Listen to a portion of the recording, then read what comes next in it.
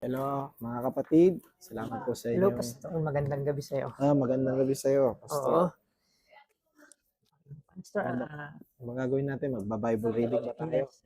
Pero bago lahat, patayin muna natin yung ating mga manonood. Yun, mapagpalang Yes. araw sa inyong lahat. Yes, Naway magpaalam ako kalugdan sa kayo inyo ng lahat. Diyos at gabayan. Yes, ito nga pala yung araw natin na daily reading ng ating Bible. Wow, daily So, reading. syempre, alam nating lahat na bago nating simulan yung pag-share ng Word of God, syempre, Yes, simulan natin sa prayer. yun.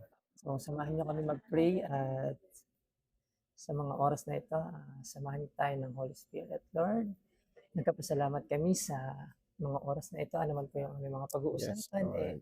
ang banal na Espiritu ang siyang mangusap at manguna sa amin. Yung mga Yes. pagkikaroon po namin ni Pastor Jay ay pagsilbing ilaw at sol, Panginoon, sa mga makikinig.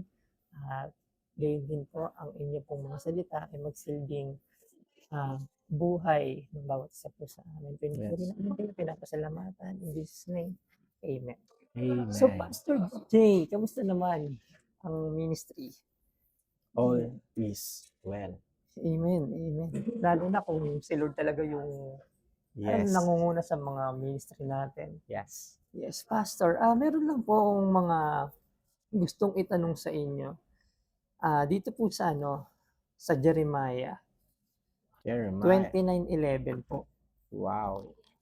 Eto medyo na 'to, marami na 'tong topic.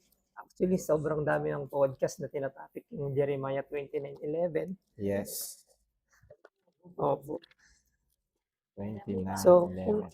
kung yung iba hindi pa alam yung Jeremiah 29:11, hayaan po ninyo na basahin ko po sa inyo.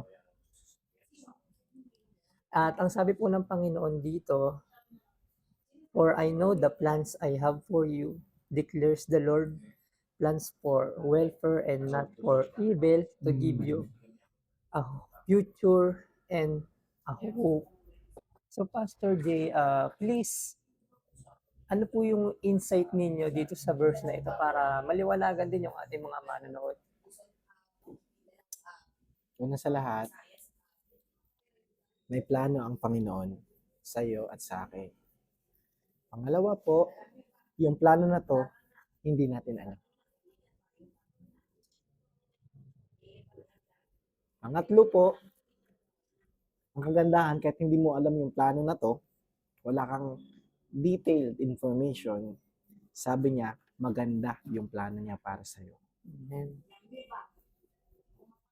So, ang encouragement natin dito, bakit hindi ka magtiwala sa kanya ng buong puso nung matanggap mo yung buong plano niya para sa iyo. Amen. Yes, amen.